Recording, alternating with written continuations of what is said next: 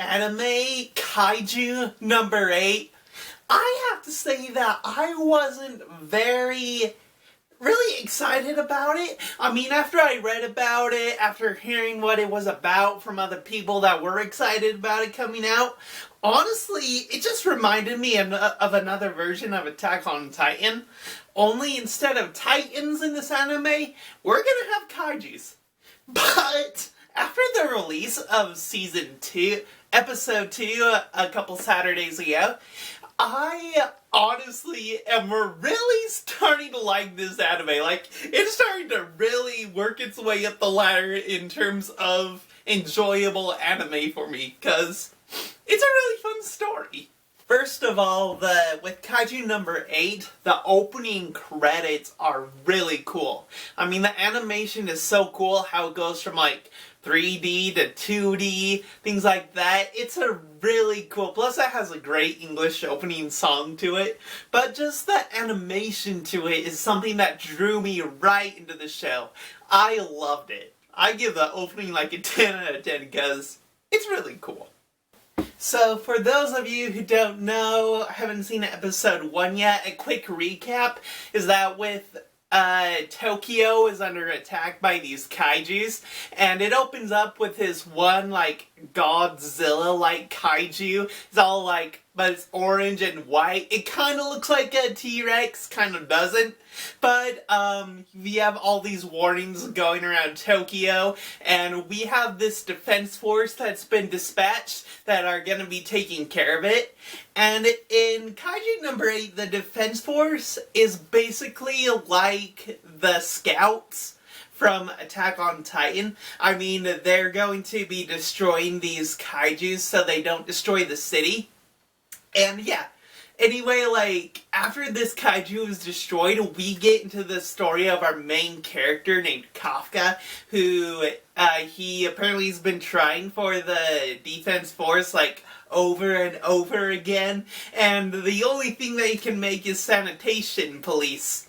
And, Kafka, he eventually meets, Ichikawa, who's like one of the coolest side characters in this. Like, he's kind of like a mix of Armin and Mikasa put together. He cares about Kafka and he's willing to take care of him, but he's willing to let Kafka go on his own.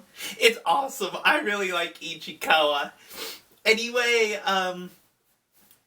they learn to, like, get this respect for each other.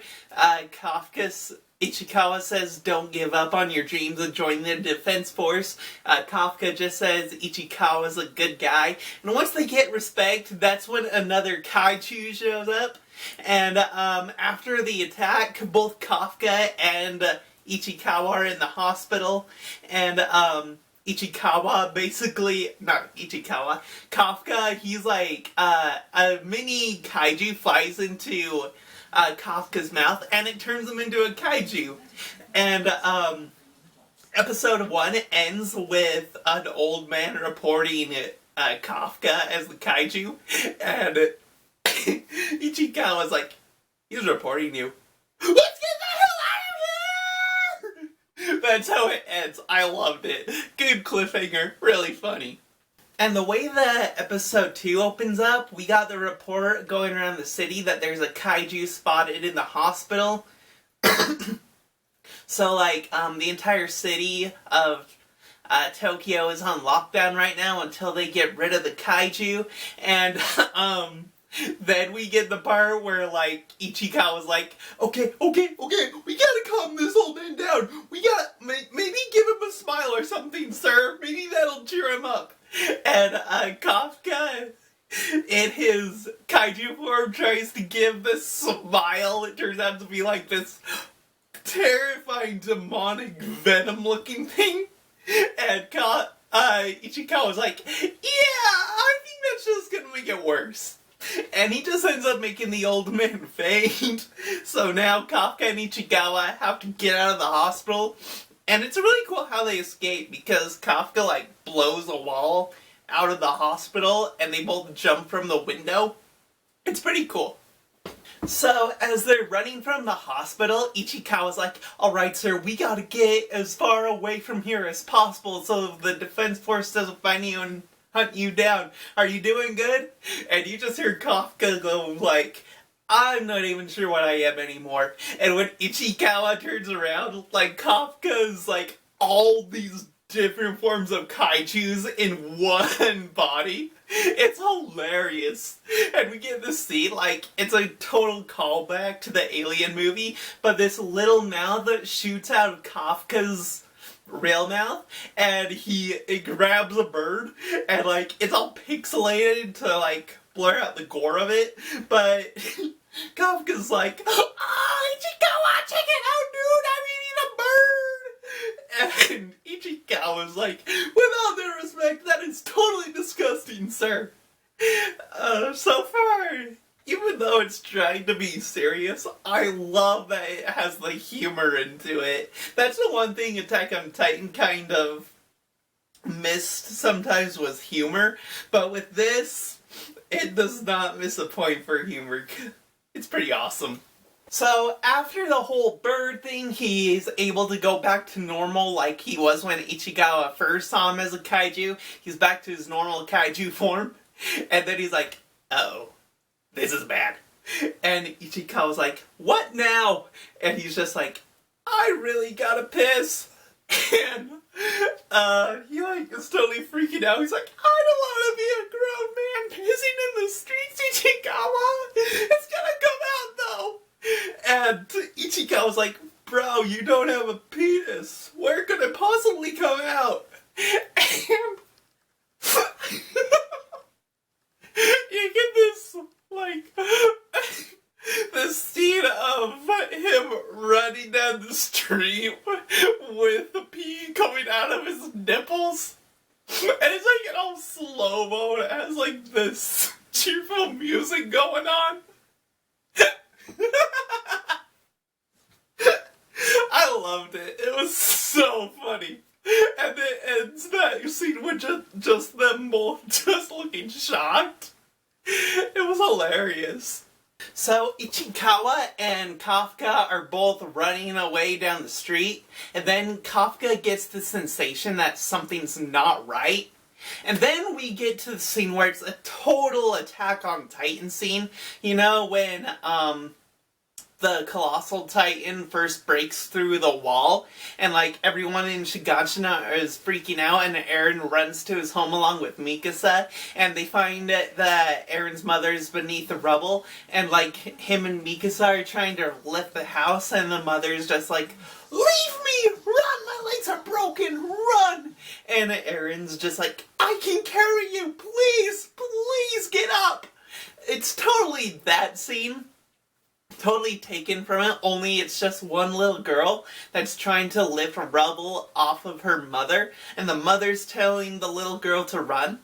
And then we got the kaiju that shows up, and right before she gets eaten by the kaiju, Kafka shows up and he punches the kaiju away.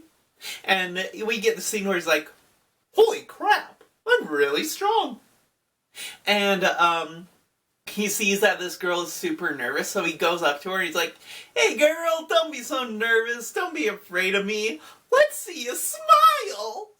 And he tries to do a smile, and we get this awesome animation thing of the girl just shaking her head, tears are spraying out of her eyes. It was hilarious. I loved it. It was intense but funny at the same time. So, Ichikawa finally catches up to where Kafka is with the mother and daughter, and this is when the kaiju is getting back up, and Kafka's just like, Ichikawa, take them and get out of here. Run, do whatever, do not let it get to you. And Ichikawa's just like, okay, what are you gonna do? And Kafka's just like, I'm gonna punch it as hard as I can. And we get this cool scene where it's kind of like a battle thing, like the kaiju sees Kafka and attacks him, and Kafka does his own little, like, boxing stance thing, and he punches it, And when he punches it, it just like splatters all over the place, like its guts go all over the street. And we get the scene of Kafka in his kaiju form just standing there when it rains blood on him. It's really gory and bloody, but it's a really cool scene. Plus, the music to that scene is awesome. It was probably one of the best scenes of this episode that wasn't funny and just intense. Really cool. So, Ichikawa says that the defense force is on their way. He has to get out of there. And, Kafka quickly tells the little girl that she doesn't have to be afraid anymore. The monsters are gone. And as he's leaving, the little girl calls to him and thanks him for helping save her and her mother. And this just causes memories that Kafka had when him and the captain of the defense force were both kids. They said that they would eliminate all the kaijus.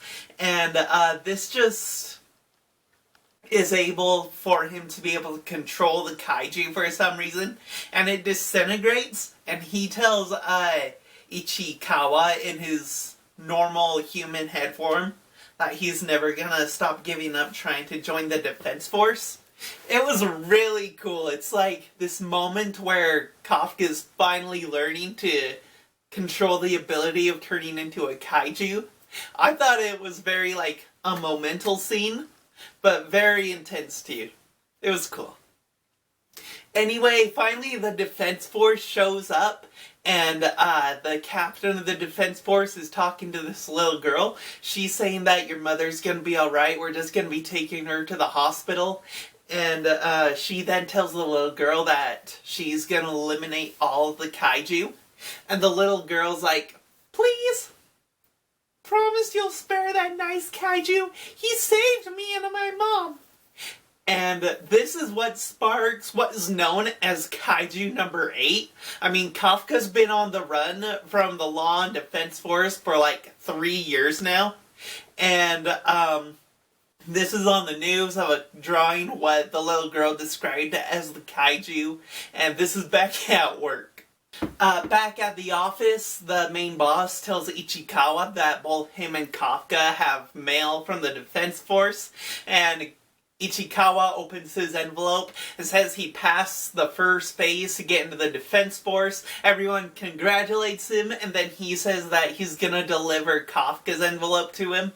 And outside, Ichikawa opens Kafka's envelope, and Kafka passes the first phase, and everyone is watching Ichikawa run to where Kafka would be, and they're just happy. They're like, Kafka's been working his ass off. He totally deserves this. It's cool. It's like the people that Kafka works with, they don't doubt him. They may kind of think that he's never going to be able to join the defense force, but they keep on supporting him, which I think is awesome.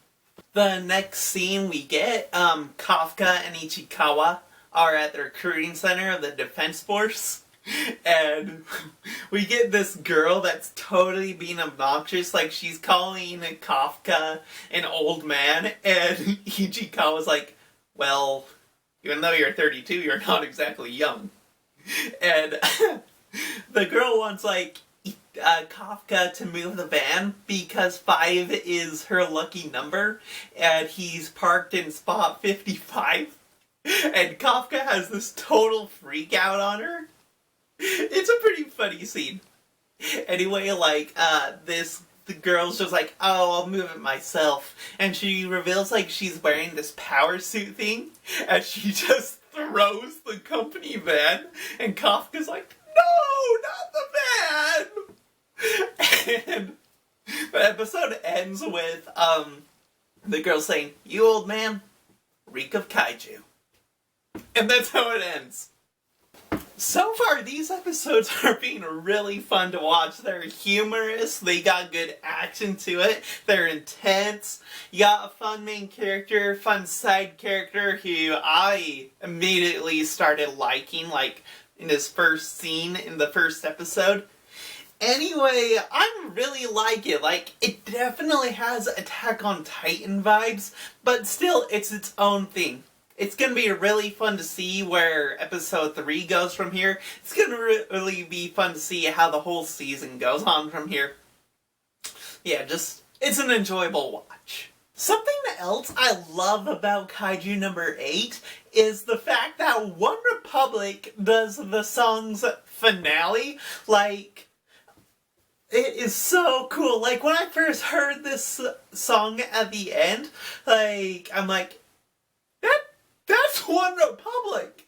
Like, they have such a unique sound to them, which I love, and Ryan Tedder has a unique singing voice. I'm like, I knew it right away that was One Republic with the song Nobody. It is so good. Like, I couldn't help but just watch the ending credits all the way while that song played, because I just love it. Anyway, that's another thing I love about Kaiju number 8, for sure.